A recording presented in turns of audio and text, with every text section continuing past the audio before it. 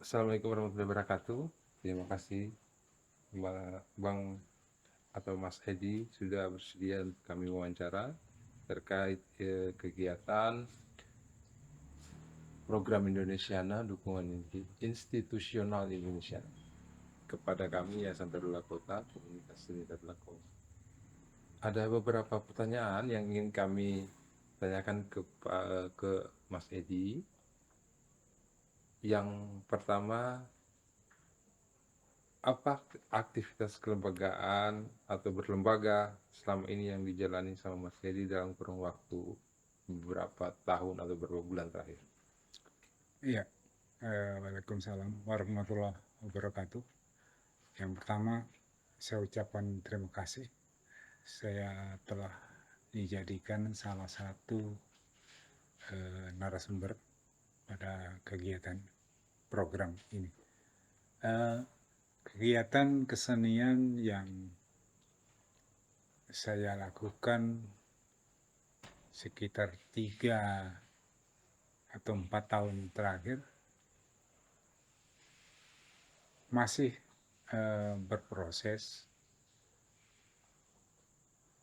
Seperti kita tahu bahwa pandemi COVID-19 itu juga di daerah kami, di Kabupaten Parigi Motong itu juga kena dampak, ya, terutama dampak secara ekonomi, karena selama 2019, 2020, 2021 itu hampir tidak ada kesenian, pementasan kesenian yang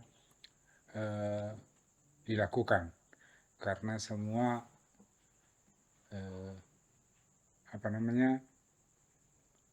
pendanaan itu ditarik semua ke pengamanan pandemi. Nah, baru di tahun 2002 ada sedikit gerakan dari adik-adik itu bikin pementasan mingguan yang kami beri nama PEMI, itu pentas mingguan, dilakukan secara mandiri atau independen di komunitas kami di Parigi. Kira-kira seperti itu gambarannya. Adapun jenis kesenian yang dipentaskan di pentas mingguan atau PMI itu sebagian besar masih di musik dan sastra, dan pemutaran film pendek dan video pendek. Di setiap minggunya itu mengambil tema yang berbeda, dan itu dilakukan kurang lebih sekitar 8 kali, dan setelah minggu ke-8 adik-adik sebagian besar sudah keluar kota dan berproses belajar di luar kota. Akhirnya itu stuck juga, dan menjadi PR bagi kami bahwa tidak boleh putus asa berkesenian itu. Kira-kira seperti itu. Secara historis bagi kami sendiri di komunitas Tadulako atau Yayasan Tadulako Kota, perjalanan karir Mas Edi atau perjalanan Mas Edi selama berkesenian itu juga merupakan bagian dari perjalanan komunitas seni Tadulako secara historis. Bahkan sampai dengan saat ini, Mas Edi mungkin punya cerita atau berbagi bersama kami, khususnya generasi yang ada saat ini,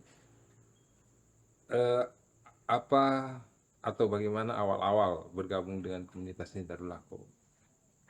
Kalau cerita awal-awal komunitas seni Tadulako pada saat itu, ya, karena kondisi pada saat itu adalah sama kurang lebih dengan kondisi eh, secara usia ya, secara usia sama dengan adik-adik yang ada di Palu, usia mahasiswa maksudnya. Karena pada saat itu eh, KST itu pada awalnya berada dalam lingkungan universitas.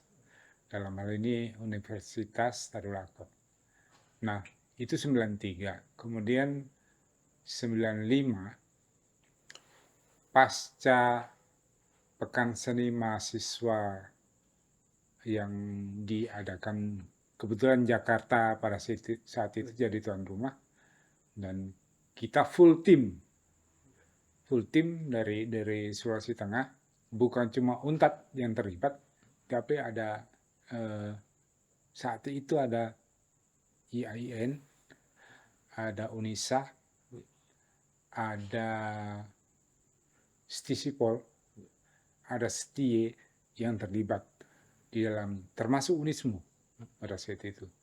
Jadi kami full tim mengikuti semua jenis lomba 95 itu, dan kita pada saat itu menampilkan sebuah konsep pertunjukan baru yang belum pernah dilakukan oleh siapapun di Indonesia, yang kami sebut pada saat itu adalah total theater, yang menggabungkan hampir semua unsur musik, jadi unsur seni.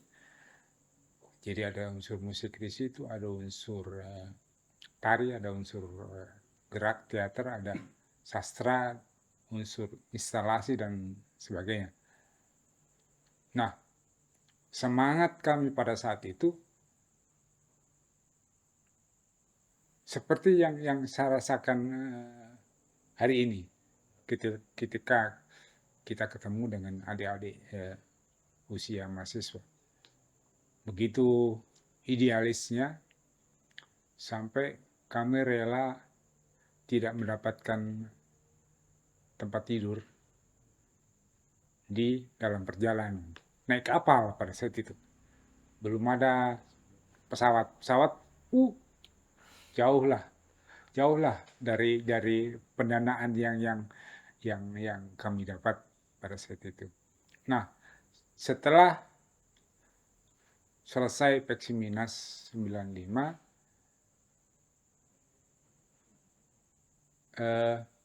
Untat tidak lagi bersedia membiayai semua proses-proses berkesenian dalam hal ini yang dilakukan oleh komunitas seni Tadulako. Dan Bang Hapri itu berembuk dengan kita, bagaimana caranya ini. Untat sudah menolak, gitu kan. Kita sepakat pada saat itu, kita keluar saja.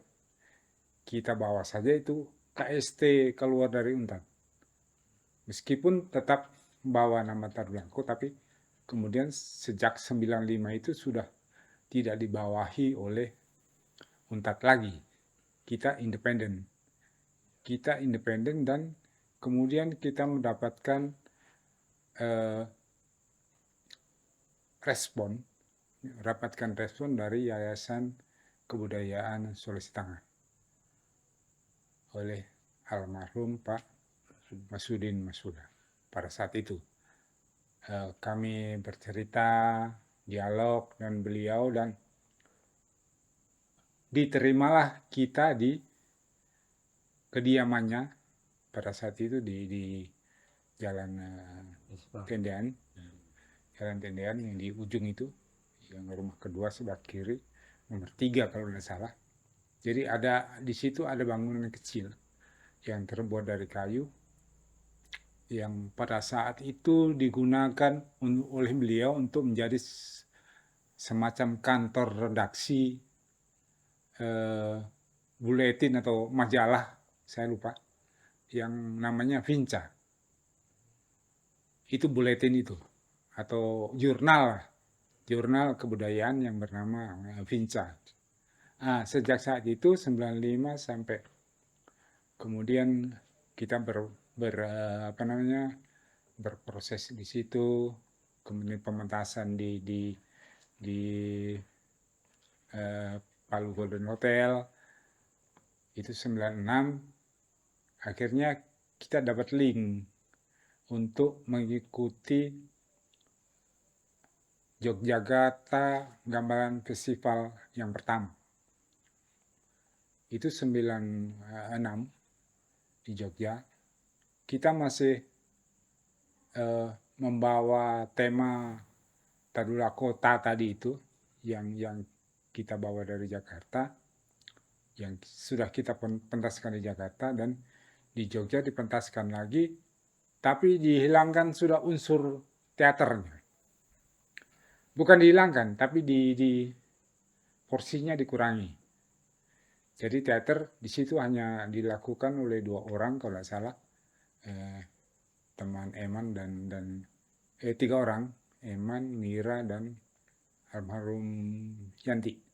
3 orang melakukan gerak, dan yang lainnya mengisi komposisi musik, termasuk saya pada saat itu juga main.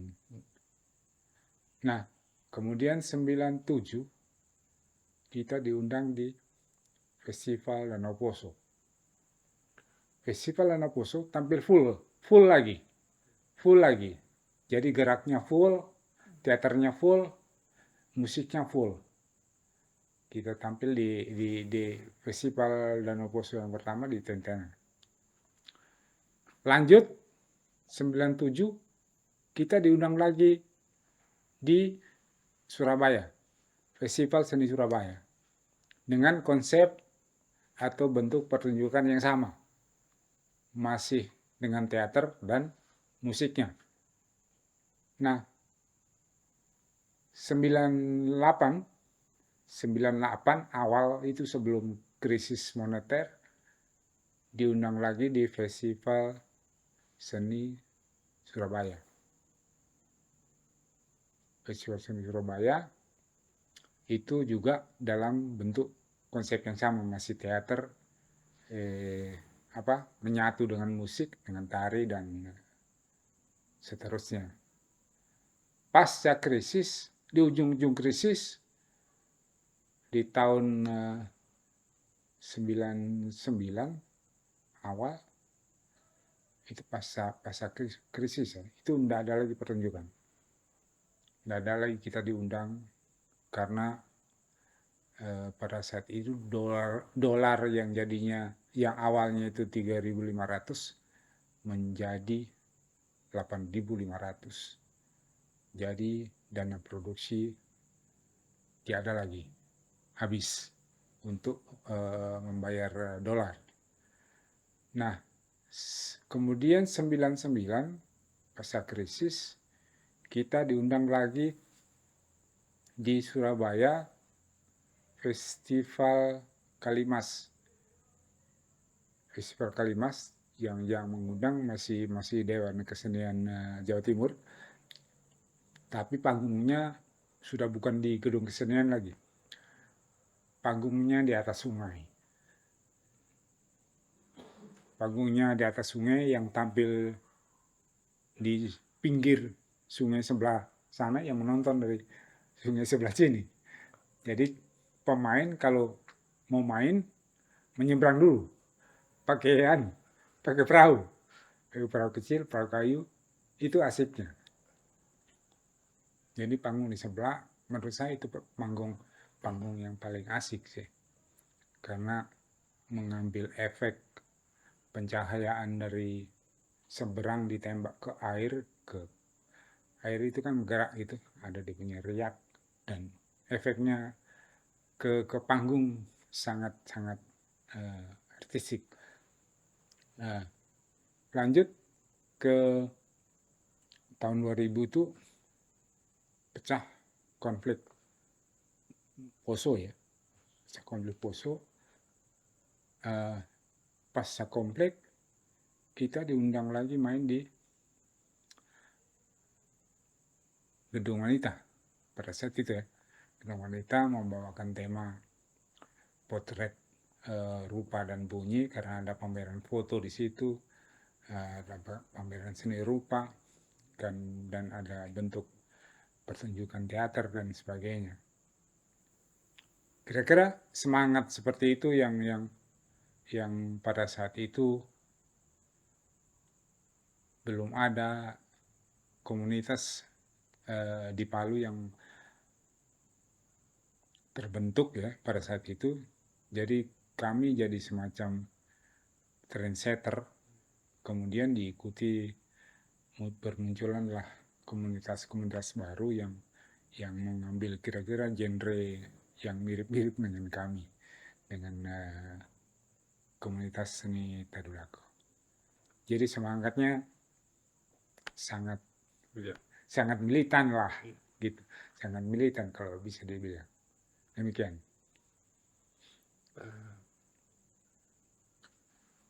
Dari keseluruhan perjalanan dari 93 sampai 90 sampai tahun 2000-an itu, Ya.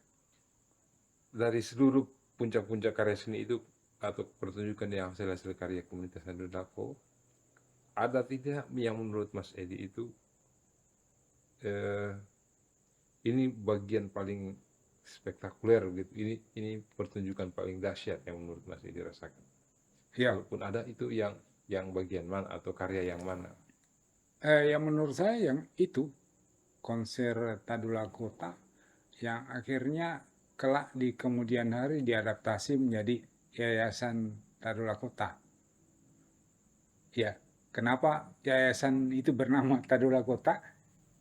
Inspirasinya dari situ, konser Tadulako. Dari konser dirubah menjadi yayasan. Gitu. Itu menurut saya masterpiece. Karena kita mainkan coba dari 95, 96, 97, 98, 99, 2000. Jadi 6 tahun itu kurang lebih kita ada yang 1 tahun 2 kali. Yang seperti 97 itu kita main di Tentena di Festival Danau Poso dan main di Festival Gamelan yang kedua. Yang kedua itu di Gayam sudah. Yang pertama kan di Auditorium Gajah Mada. Yang kedua di Gayam. Menurut saya itu yang paling dahsyat dan sampai saat ini masih membekas gitu, masih membekas di para alumni konser Tadulako itu. Bisa Mas Edi mungkin bisa berbagi cerita yang kembali kepada kami soal bagaimana sikal saat itu atau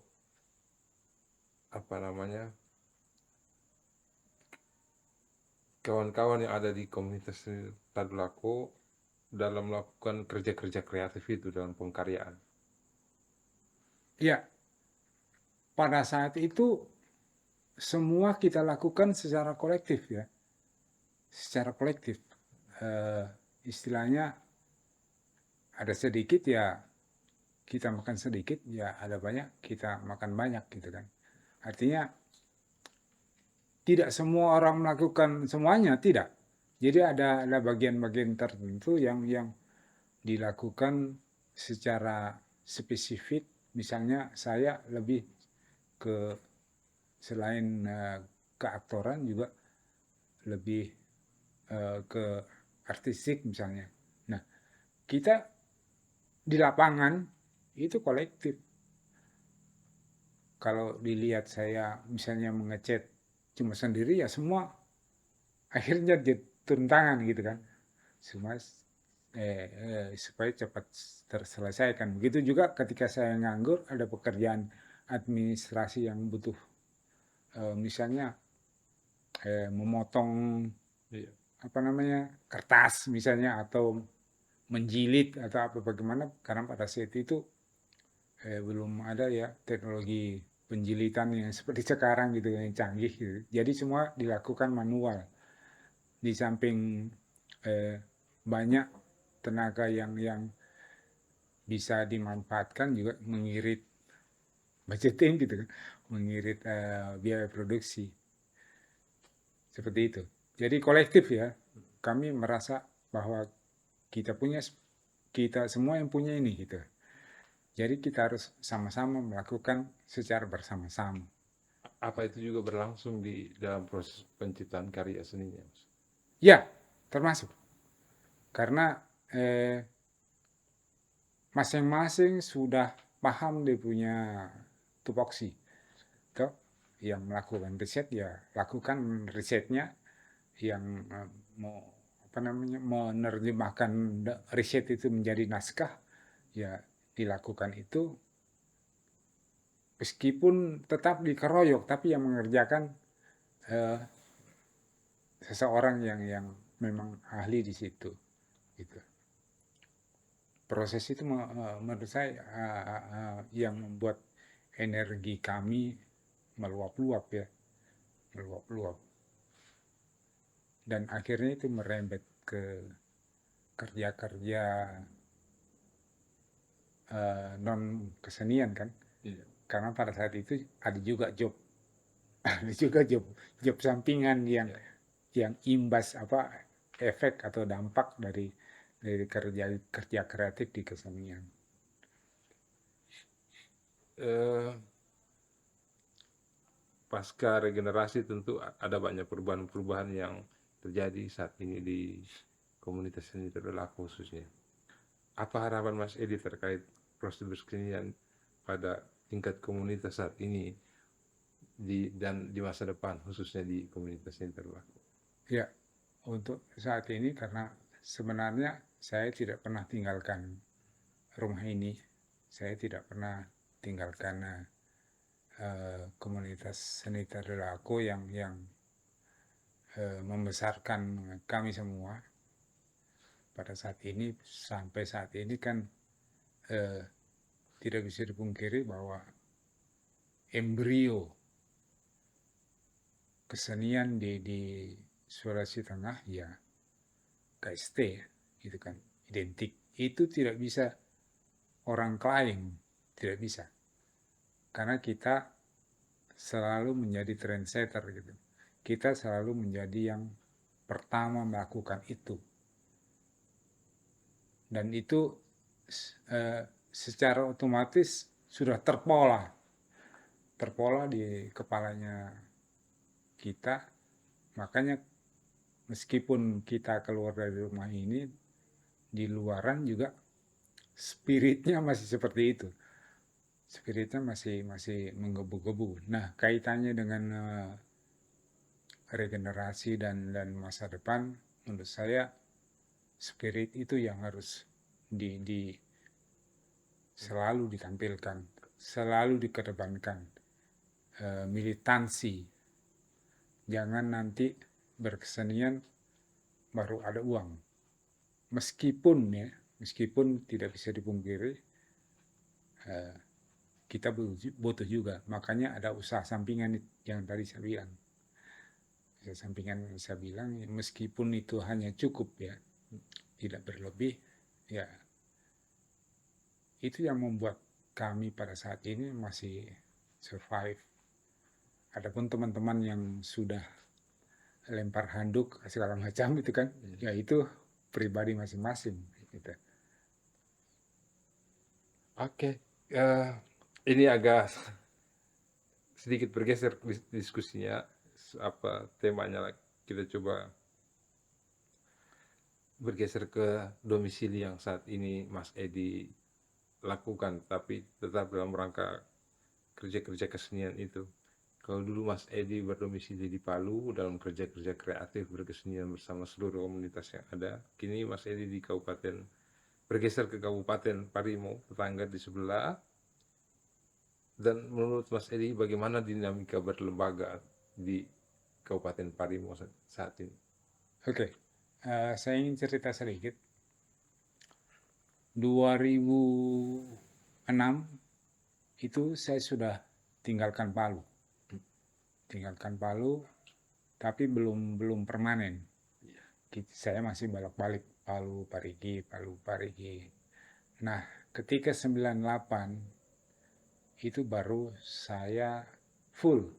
Artinya saya sudah ber-KTP Parigi Motong 98. Nah, proses berkesenian di Parigi Motong pada saat itu antara 96 98 itu sama kondisinya ketika di Palu tahun pra KST ya. Iya. Pra KST itu akhir 80-an sampai awal 90-an. Jadi anak-anak mudanya sebagian besar masih asik dengan dunia kesenian populer gitu ya. Belum ada satupun anak muda yang tertarik untuk berkesenian secara serius dalam hal ini melalui riset segala macam yang mengangkat kesenian tradisi.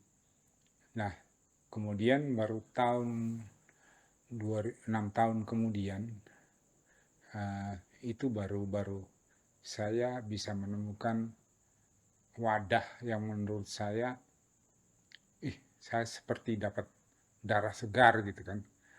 Karena pada tahun 2014 itu dibuka sebuah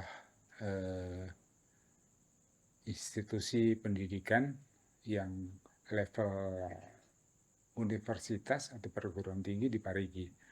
Nah, pada saat itulah saya mendapat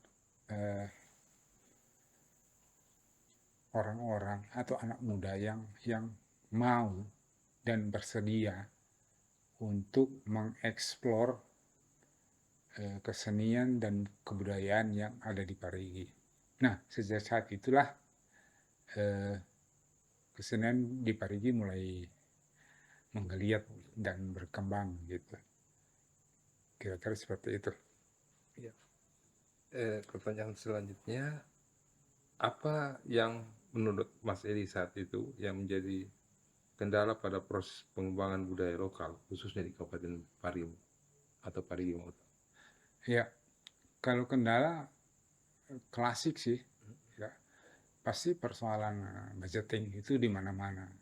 Menurut saya bukan di Parigi juga, di luar Parigi, di Palu, di mana-mana hampir sama klasik.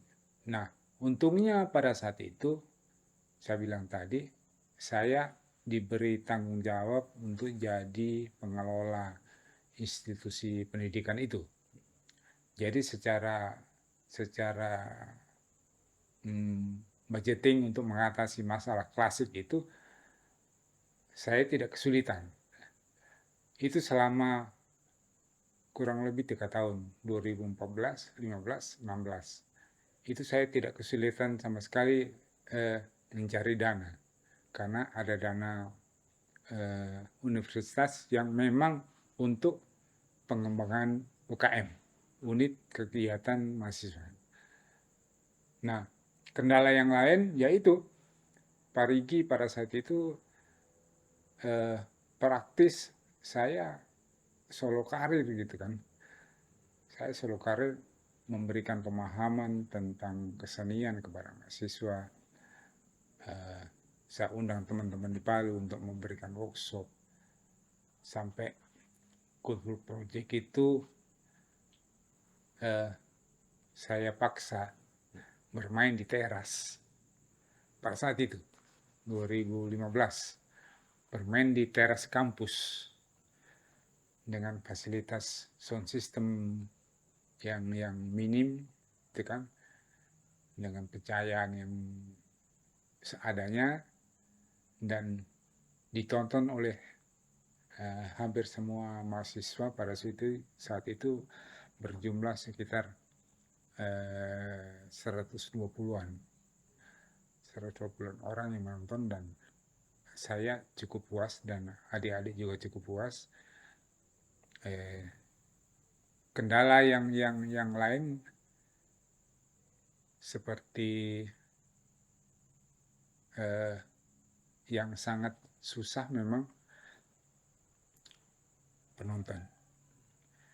kita mengedukasi penonton itu juga tidak gampang, karena kita harus memberikan tontonan yang selain mengedukasi juga harus menghibur kan, karena sebagian besar masyarakat Parigi waktu itu dia punya referensi cuma televisi dan HP belum terlalu berkembang seperti sekarang.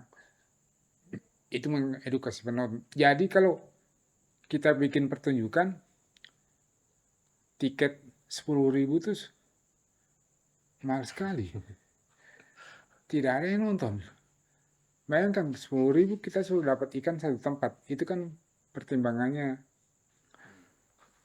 pragmatis sekali kan. Pragmatis sekali.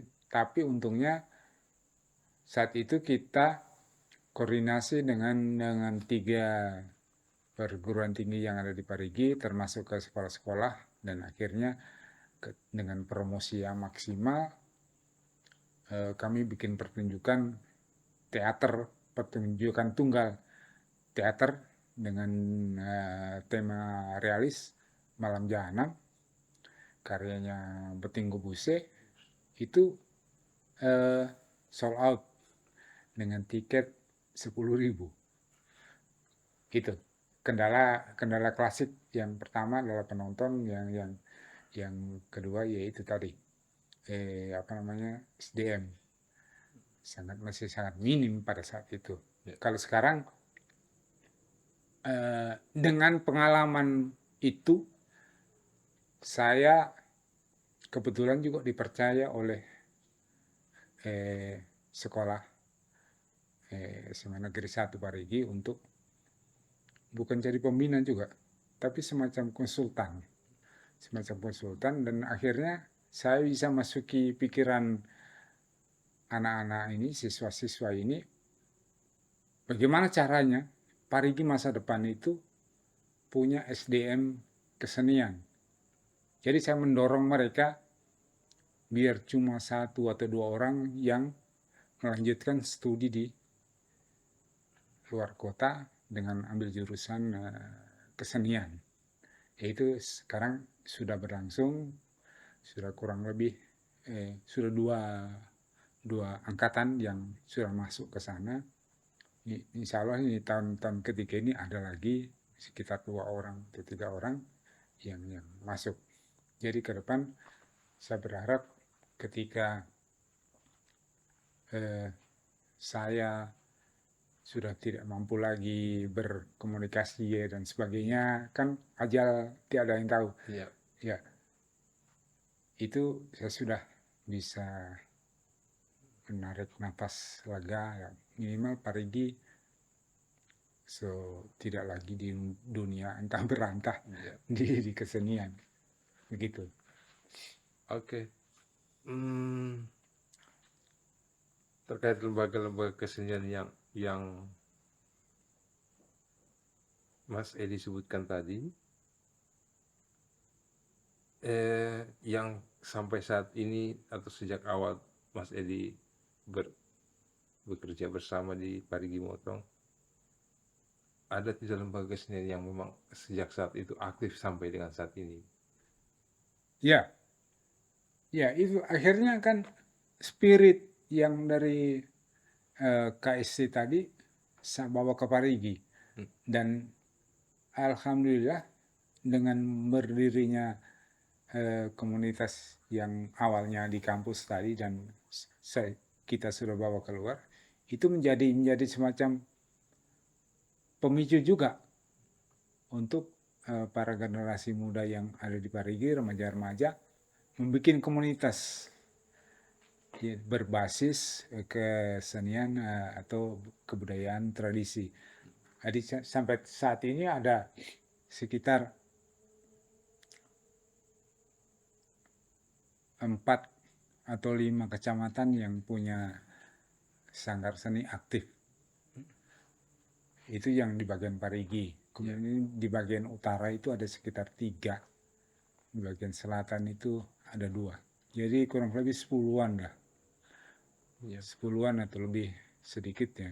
10 atau 11 gitu ya, yang sampai saat ini aktif dan biasa kita ajak kolaborasi atau kerjasama untuk membuat sebuah event kecil kelas kabupaten. Ya. Oke. Eh, ada beberapa pertanyaan terakhir menurut kami. Apa kira-kira atau menurut Mas Edi, dalam perspektif Mas Edi, hal yang saat ini mendesak yang harus dikerjakan bersama-sama lembaga kebudayaan publik yang ada tadi itu, atau lembaga-lembaga kerja-kerja kesenian, komunitas, kebudayaan, bersama dengan pemerintah Parigi Motong atau pemerintah terkait urusan kebudayaan dan kesenian? Oke, selama 2014 sampai hari ini secara anggota kami ya, anggota komunitas kami secara personal, secara pribadi sudah terlibat di apa namanya,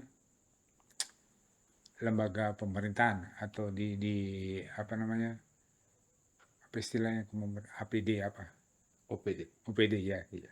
Di OPD itu sudah terlibat secara pribadi ya. Jadi dari anggota kami itu sudah ada yang menarik, penarinya ditarik, pemusiknya ditarik, dia punya penata artistik mereka tarik. Jadi seperti itu. Meskipun secara kelembagaan komunitas kami juga menjadi semacam mitra, misalnya kalau ada event-event yang sifatnya ke pemerintahan, kami juga terlibat, meskipun tidak secara terbuka ya. Maksudnya terbuka ini kan kita kerjasama, kemudian tanda tangan kontrak, MOU apa segala macam, tidak sampai ke situ. Tapi secara apa namanya, secara verbal itu mereka lakukan, kita lakukan itu,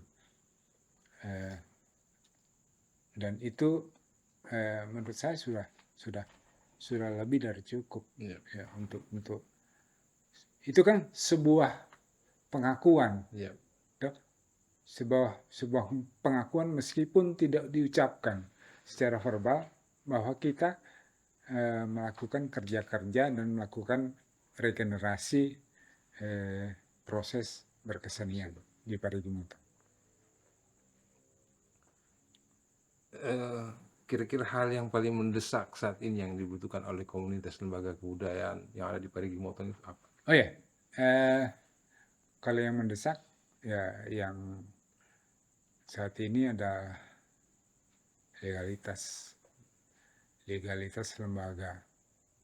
Sampai saat ini Parigi masih 1 atau 2 yang punya itu legalitas. Ya kesulitannya ya masalah klasik tadi, kita kembali ke klasik tadi, kita belum ada kekuatan untuk menyelesaikan persoalan-persoalan legalitas, meskipun secara secara kasat mata kita mungkin orang lihat kita sudah dapat reward misalnya toh dari kementerian, dari pemerintah daerah, tapi kami pada saat itu lebih fokus diinvest di peralatan, karena ya kita tahu untuk melakukan proses selanjutnya kalau tidak ada alat tidak jalan. Ya itu dulu yang kami prioritaskan ya. Mungkin ke depan kita sudah harus berpikir persoalan itu, persoalan legalitasnya. Kami berharap ada semacam subsidi atau diskon atau apa namanya yang bisa mungkin meringankan kami untuk melakukan proses-proses legalitas. Dan kemarin Alhamdulillah sudah dilakukan oleh Dinas Pariwisata dan pemuda, olahraga dan pariwisata itu mencoba melakukan proses itu, subsidi dan seterusnya. Mudah-mudahan tahun ini bisa selesai. Ada berapa? Itu ada sekitar 7 atau 8 yang lembaga yang akan dibantu, disubsidi untuk melakukan proses legalitas itu.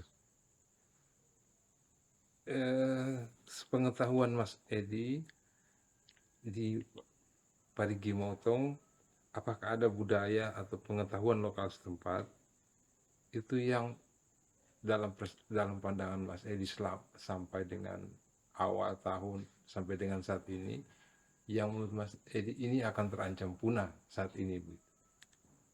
Ya, kalau secara tradisi itu tidak ada.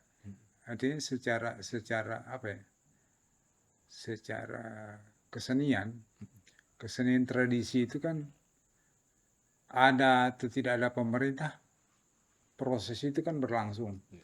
Proses regenerasi, karena otomatis itu akan diturunkan. Akan diturunkan dari generasi yang terdahulu sampai ke berikutnya, gitu kan.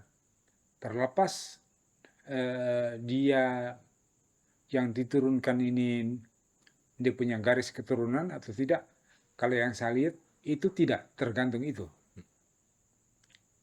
Ya, tergantung garis keturunan dan itu bisa turun kemana saja. Yang menurut para tetua ini kira-kira layak untuk diturunkan. Jadi proses regenerasi menurut saya itu jalan. Ada atau tidak ada pemerintahan. Tapi ada kendala satu jenis, salah satu yang ada di pemajuan kebudayaan itu bahasa. Ada salah satu bahasa di Parigi Motong itu yang sudah tidak digunakan untuk berkomunikasi. Karena anak-anak mudanya sudah pada sekolah, kemudian orang-orang tuanya itu juga berkomunikasi dengan anak-anaknya sudah tidak memakai bahasa itu lagi, sudah memakai bahasa Indonesia. Nah, yang ada sekarang ini adalah para kakek dari anak usia sekolah ini, dan itu sudah semakin habis. Jadi ada satu daerah yang hilang bahasanya, bukan hilang, tapi tidak digunakan lagi berkomunikasi. Tidak digunakan untuk berkomunikasi. Ya, komunikasinya sudah berubah. Yang kakek ini ke cucu ini sudah pakai bahasa Indonesia, kakek ini ke anaknya juga pakai bahasa Indonesia, bapak ini ke anaknya juga seperti itu. Jadi bahasa itu di satu daerah, saya lupa namanya, tapi tidak jauh dari Parigi, sekitar 15 sampai 20 kiloan. Itu dia memang agak di ketinggian dan saya ngeri sebenarnya ada bahasa atau ada kebiasaan komunikasi. Itu kan bahasa kan salah satu identitas menunjukkan siapa kita, gitu kan. Nah, itu yang harapan saya pemerintah mengambil alih itu, tapi kan sampai hari ini tidak dilakukan, dan saya khawatir bahasa itu akan hilang selamanya kalau sudah generasi para kakek ini sudah tidak ada lagi.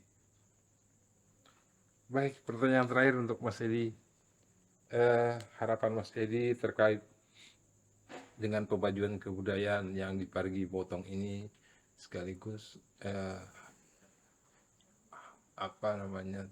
sekaligus harapan dari Mas Edi terkait program Indonesiana ini ke depannya seperti apa? Bukan hanya di Parigi Motong nantinya, tapi di seluruh wilayah Indonesia. Oke, gini, posisi saya kan berada di luar sistem. Iya, Saya independen dan institusi kesenian yang dalam hal ini dan kesenian yang bisa jadi motor untuk persoalan-persoalan kemajuan kebudayaan itu belum terjadi di Parigi. Meskipun kami sudah punya PPKD, pokok-pokok pikiran kebudayaan daerah, itu sudah diluncurkan sebelum pandemi. Itu 2018 Ya. akhir. Itu kami sudah punya. Nah, harapan kami pemerintah terkait ya dalam hal ini kita kembali ke situ dulu lah. Iya. Kita kembali ke situ untuk apa dibikin PPKD itu kan dengan anggaran APBD yang sekian itu, jika pada akhirnya PPKD itu hanya sekedar jadi hiasan di lemari buku gitu kan,